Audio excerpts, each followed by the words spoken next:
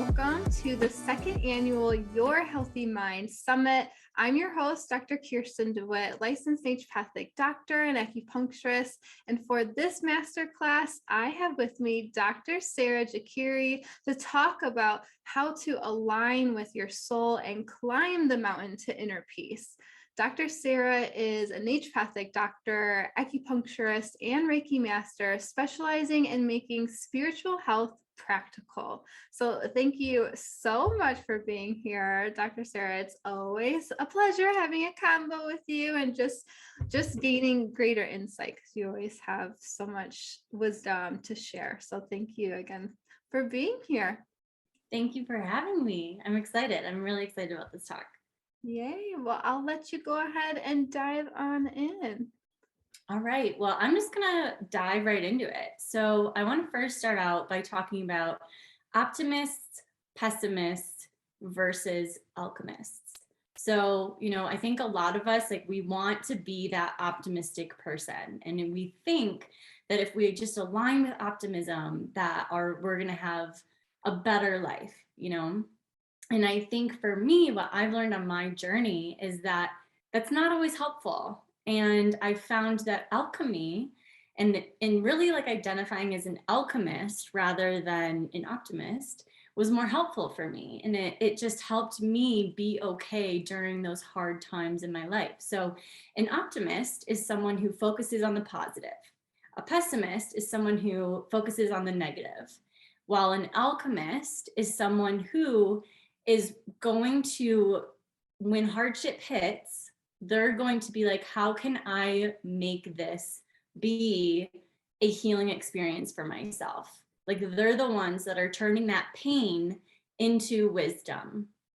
So I think that, to truly know if you're an alchemist or not is when hardship happens to you, you are able to be like, okay, there is something for me to learn here, rather than being like, oh my gosh, can I swear in this? Shit's hitting the fan and my life is shit. This is terrible. And you kind of go down a spiral. It's like, if you're doing that, you're not an alchemist, because an alchemist, when shit hits the fan, they're like, okay, there's something here for me to learn. This is somehow for me. It's my responsibility to kind of just put my hands up, surrender down, and just be like, okay, show me. I'm here to learn. So that's just a very key thing to keep in mind as I give this talk. So then also, inner peace is within your control. And I think that inner peace is something that, at least for me on my journey, I had this thought that if in order to reach inner peace, you had to be enlightened, and you had that meant that you no longer experienced suffering. You no longer had pain in your life. You no longer had to deal with those difficult situations because you were just at peace. You were chill. You were like the Buddhas, just relaxing and, meditating. And when hardship comes, it's like, okay, bless you, I love you, without actually working through what that hardship is trying to teach you.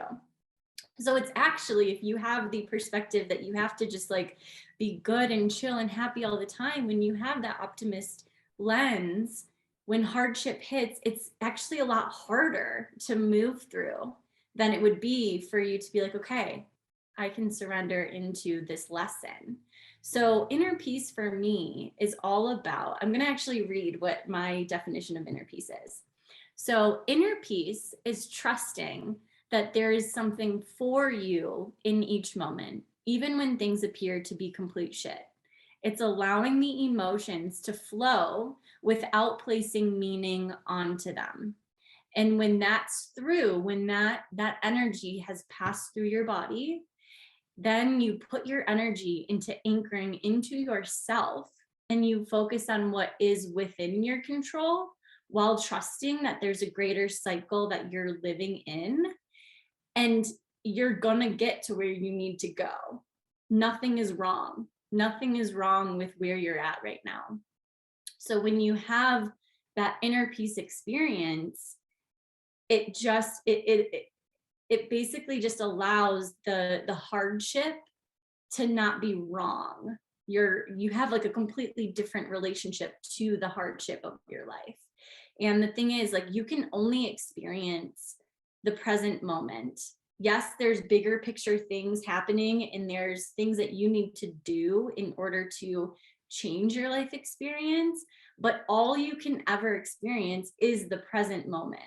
So if you can focus on taking the action that's necessary in order to become that next version of you that you're wanting, you're stepping into.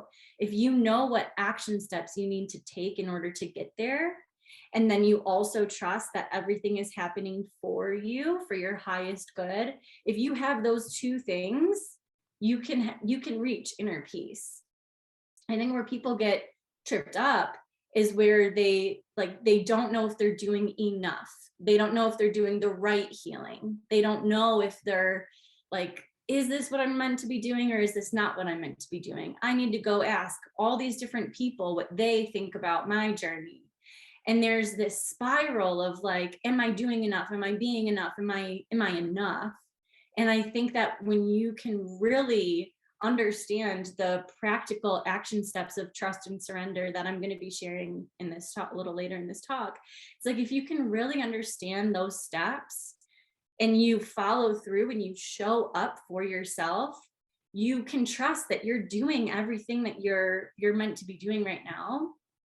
And your life in these lessons will unfold in front of you, and you don't have to control it. And you don't have to be worked up that you're not doing the right things for your healing journey, because you'll trust that you're there.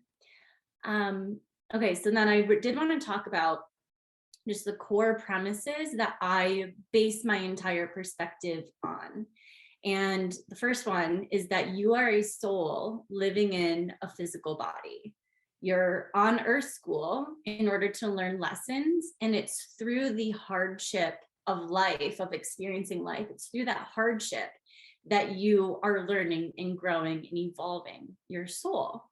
And so I believe that the humans on Earth right now we're not chasing enlightenment. I think that we're chasing inner peace, and it's so that we can finally feel like nothing is wrong. Like nothing is wrong. Like we want to just get to that point where we truly feel that to our core. And like the spiritual experience of inner peace is something that is available to you right now. It's not something that you have to work really hard at and like do your best to do all of the different exercises that you've learned. You don't have to like rush and do all these things in order to reach it. It's here right now, available to you. And I know for me on my journey, I had this idea and this thought that I had to learn all of these different skills and practice for hours and hours and hours. And I think that that came from my own wound of unworthiness, of not feeling enough, of not feeling like I could achieve it here and now. So I just want everyone to know you have the ability right now to truly anchor into yourself and into your life experience and trust that all of the hardship that is in front of you is for you in some way. And it will be okay. Nothing is wrong. Nothing is wrong. That's like a really big thing that came to me to share, is like, nothing is wrong. It's all okay. Okay, so do you have any feedback, or not feedback? Do you have anything up to this point before we get into the practical action steps? Yeah, I think the only thing that came up for me is like when I hear the phrase nothing is wrong, right? Like, of course, my mind goes to, okay, well, what about all of the stuff that is wrong?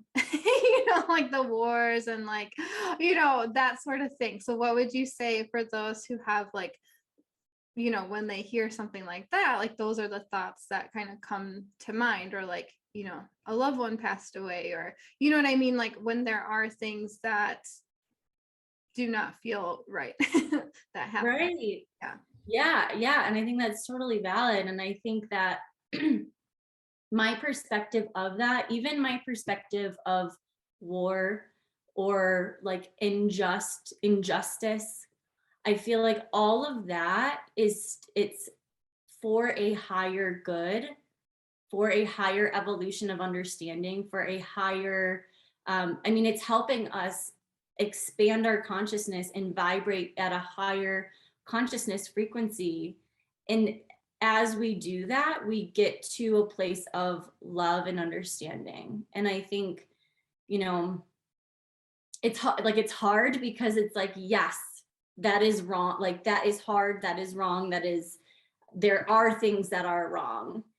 And it's serving us in a way that we need in order to expand our consciousness and to go through and like transmute the emotions that wrongness brings up within us. So those things that don't feel good, like it doesn't feel good because it's basically like purging the energetics of that emotion from your body. And like, I think that when you truly get to a point of transmuting that like energy within your system, you're able to have this, because you're resonating at a higher consciousness frequency, you're able to have a higher perspective of, wow, like this person played this role to be this bad person, this abusive person, like they're playing this role so that the other people around can really develop that sense of autonomy and can develop a sense of like strength within themselves that they didn't have before or without this. Like it's, and this is where people could come at me and be like, I don't agree, like that's so insensitive. But I think that like when you get to a certain point, there's no longer this intolerance for things because you understand why that person became how they are and why things are happening in the world. And it is playing into a bigger picture of an evolved and more healed, a more whole person and collective. I feel like I got kind of out there, but I hope that was that resonates.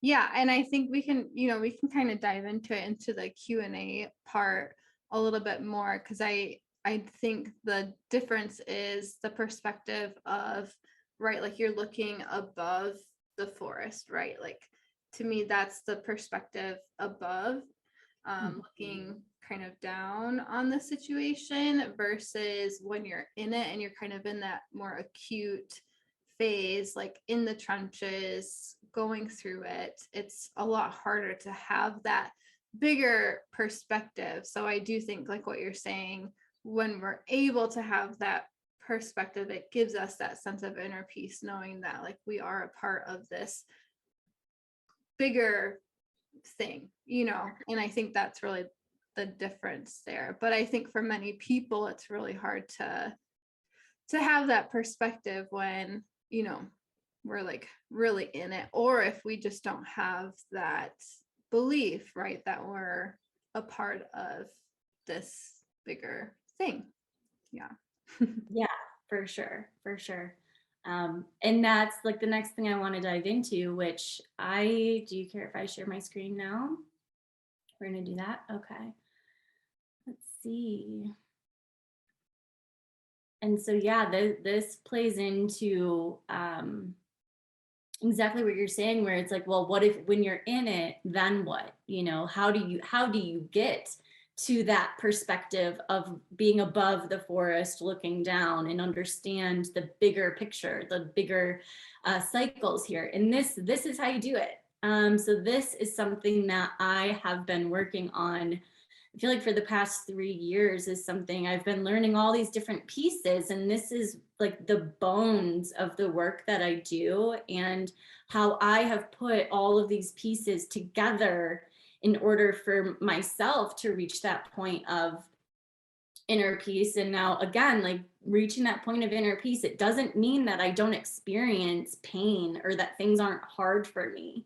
It's just that I know the actions that I need to take for myself, and I know where I have power and where I do not have power, and I choose to put my, most of the time, not all the time, put my energy and focus into where I do have power, and trusting that it's all for a higher good in some way. And this is how I did it. So, okay, we're going to start at the bottom here. So if you've ever climbed a mountain, you know that as you're climbing up, there's points where, you know, you'll climb up, and like the first little lookout that you're at, you'll get a certain vantage point view. You'll get a certain view of the mountain. And then you'll keep climbing up more, and you'll get to a point where you're at another view and you see different things, right? And then you'll climb up a little more and you'll get another view, and you'll start to see different things there. And this just goes on. And that's kind of the imagery that I have with this, is that along the journey of doing all of these different steps, you are going to change like the perspective that you have on your life and on your relationships, on everything. It's going to change based on the vantage point that you're at. So that's what you can expect through doing this work. So the first spot here is awareness and the ability to create a pause. This was one of the first things I really had to learn, because if you basically, when you are just living your life and those like automatic reactions that you have to things, that is your programming. That's what you've been conditioned to, the rules that you've placed onto things, the stories you have about like who you are and how you need the world to be. Those are all online for you. And when you wake up to this work, usually it's like, oh, wow, I can actually choose to respond rather than react to my life. And so the first thing I think that everyone needs to learn is the ability to create a pause. And so I have a technique that I call the adult T, which is the adult timeout. And this is just a technique that I just started doing for myself, and it worked. It was like miraculous in how easy it was for me to just do those short bursts of like 30-second moments of presence. And what I noticed is when I would do that consistently, I started to hear different like voices online in my mind, different stories about who I was and about who the people in my life were. And it made me realize that I had stories up there that I had never heard before, that was actually creating behavior that I didn't like, that I didn't want, but I didn't know why I was doing it. So this step right here, the ability to create a pause, the adult T, it helps you become the observer of yourself, which then allows you to pause and respond to something in the way that you want to respond rather than just reacting. And time-wise, real quick, can we do an adult T? So let's just real quick, close your eyes. Take a deep breath, just in the nose, out the mouth. And relax your jaw. Relax the muscles around your eyes. Relax your forehead. Relax your ears. And drop your shoulders down. Let your belly out. And feel all your energy just begin to settle.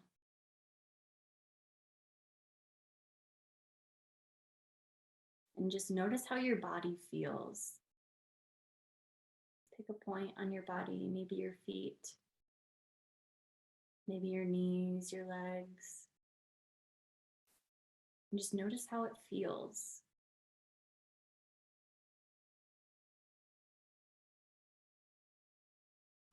And I like to do a little chest rub, so go ahead and rub your chest here, your heart. Give yourself some love. And come back. And that's it. That's the adult T. And that's the practice that I recommend for this spot on our climb up the summit. So The next spot is establish and strengthen your self-care systems. So these are quite literally the things that you do for yourself. That's like that adulting.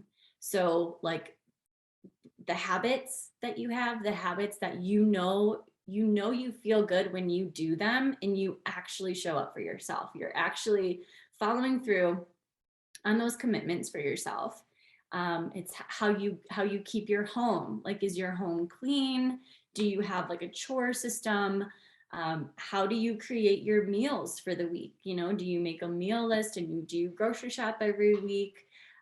There's these things that we can put in place for ourselves that like sets us up for success, you know, and like really we're able to show up for ourselves properly versus that like scrambling of like not putting things away, you know, letting dishes stack up, letting you know, letting yourself run out of food and then you just like go get fast food or whatever it is.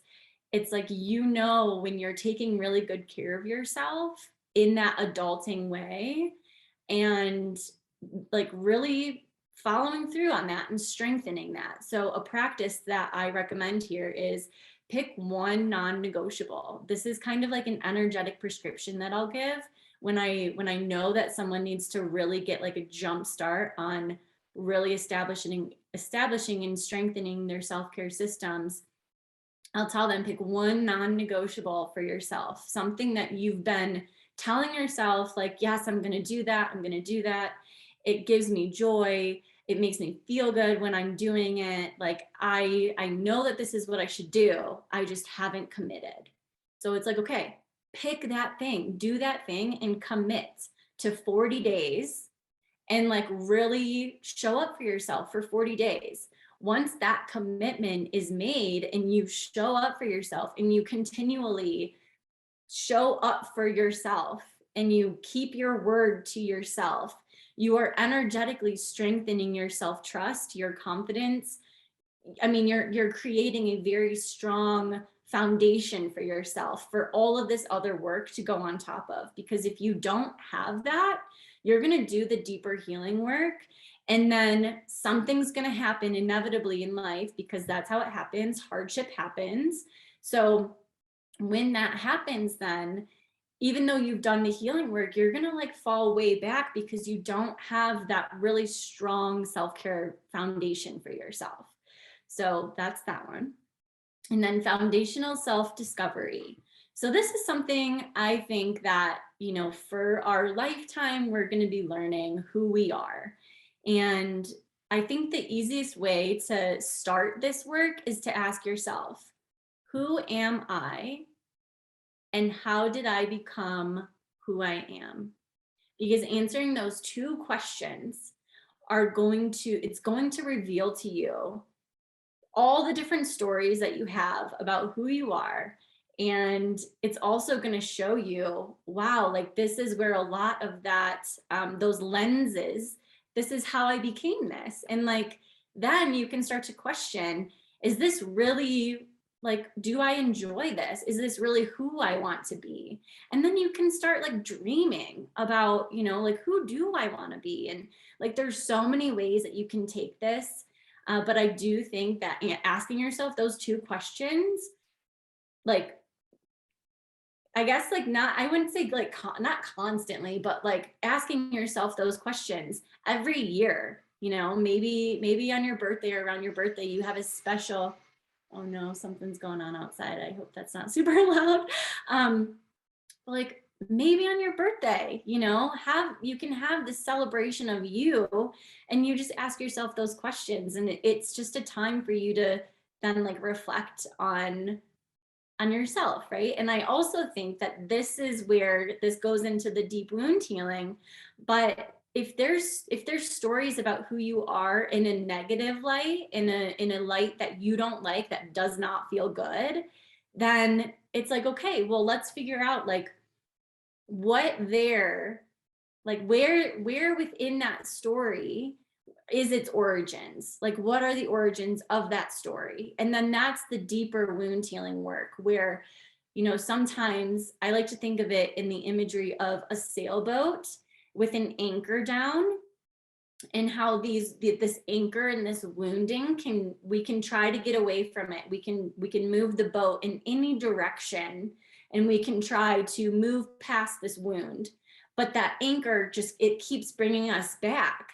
And that's where the deeper wound healing of like cutting that anchor away and really transmuting the energy that that wound has and that's still in your body. It's about transmuting that energy out of your body, and that's through the deep wound healing work, which that's like the work that I do. That's, I mean, there's tons of different ways to do this, but I do think, you know, there's times where there's certain wounds you have to do the deeper work. You can't just like keep trying to avoid, right? So then the next part here is anchoring into your next version. So this is really where it gets important for the inner peace part of understanding what that next version of you looks like and what action steps you need to be taking for yourself in order to become that next version of yourself. And so I think of this as almost creating an energetic framework of like who you're going to be stepping into, because it's not something like a flip of a switch of like, oh, here I am, I'm the next version of myself. No, it's something that you grow into. And I energetically see this as when you go with this in the intention of, I want to become this person, you're like, okay, how does that person behave? What choices do they make? What responses do they have to things that I'm reacting to right now? How do they just carry themselves? It's like there's so many ways you could take this, but it's really getting clear on that next version and what actions they're doing that you're not currently doing. And then it's like, okay, these are the actions then that I know I need to start taking because that version of me is doing it. And so then when you're going about your life, you have a clear understanding of the choices that you need to make that you're not making, that in the moment you can have that awareness piece of being like, wow, okay, I'm in the situation that I usually choose this, but my future self would choose this. So I'm going to choose this. And you can consciously choose to step into that next version of yourself. So the next piece here is the self-trust in creating your experience. And that all, it basically encompasses all the rest. And it's just that piece of, if you are taking these action steps, if you're taking the steps, and if you're making the choices, and if you're showing up and you're doing your best, and you're having compassion for yourself, and you understand that your best is going to look different every single day. And if you can be easy on yourself and know that, you know what, like healing is non-linear. It's not that I just do these steps and I do these things and then I'm going to get to this point and everything's all going to be cool and good and I'm not going to experience pain or suffering. If you can know and understand that this stuff, it works in all these different ways. There's lots of, like you've seen those memes of like the convoluted mess of what healing actually looks like. Like, allow that to be okay. Know that if you're taking these steps and if you're truly being honest with yourself about the choices you have to make and the things that you have to be doing, and you're doing them, trust that that's all that you need to do, and that you're gonna end up where you need to be. You know, you're gonna end up, you're gonna be just fine. And like trust in that the natural evolution and growth of your soul, like trusting that that is true and that you truly, you're here and you're able to take these action steps. And a question that I always tell my clients when they ask me, like, should I do this or should I do that, or should I do this or should I do that, they have this fear that they're not doing the right thing. And I just say to them, what do you want to experience? There's no wrong answer. There's no wrong choice that you can make here. It all comes down to, what do I want to experience? And that's it. Like, you get to choose. You get to choose your experience, and no one else has to agree with it. No one else has to like approve it for you. Like you get to choose. So what do you want to experience? So yeah, that's my share. So I guess I can stop sharing here. Yay. Well, thank you for walking us through that. I know I'm a visual person, so it was nice to kind of see that climb. And I think for others too, just being able to understand that, like, hi Cleo, that it is a process. And just like you said, we can cycle back through it, like especially with different lessons or just different things that come up or different wounds, right, that we're working through. Like it might cycle us back through. It doesn't mean we're necessarily always starting from ground zero, because we have that experience, and from previous lessons, but it may feel similar.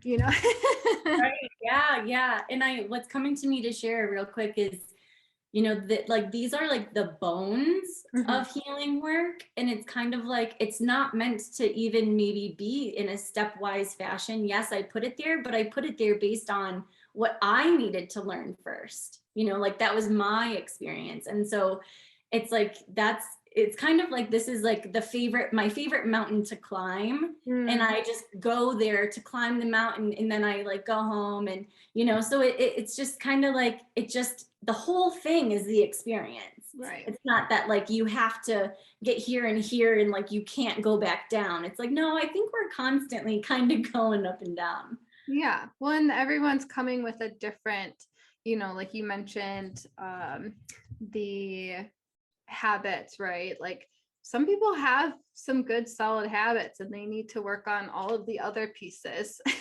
Other people, like they weren't exposed to good habits to take care, those self-care habits, and so they may need to start there. You know what I mean? Like just like you said, everyone might be entering in at a different place, or coming on the journey with different tools already on deck, than other people. So we're all kind of starting with a different backpack on, maybe, so to speak. Yeah, I like that. Well, thank you so much. And where can people follow along with you, kind of learn more, and where can people work with you?